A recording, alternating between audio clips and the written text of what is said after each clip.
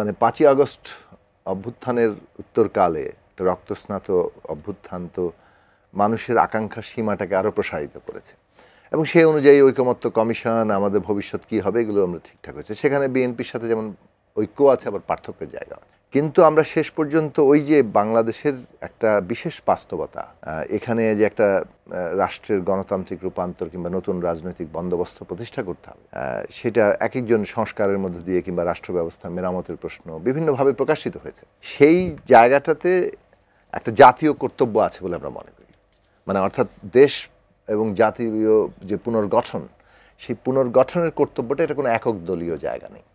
ফলে আমাদের কিন্তু একটা পর্ব আছে, গণভোট এবং সংবিধান সংস্কার পরিষদ ও জাতীয় সংসদ নির্বাচন।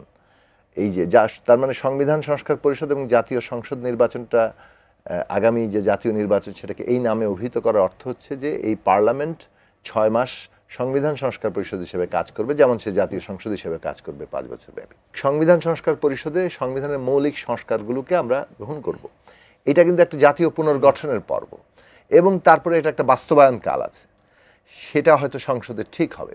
ফলে এই যে জাতীয় পুনর্গঠন কাল পর্যন্ত আমরা মনে করি যুগপৎ আন্দোলনের ধারাবাহিকতা, প্রয়োজনে আরও বৃহত্তর ঐক্য, সেটা প্রয়োজনীয়, কারণ এটা কোনো একক দলীয় কর্তব্য নয়।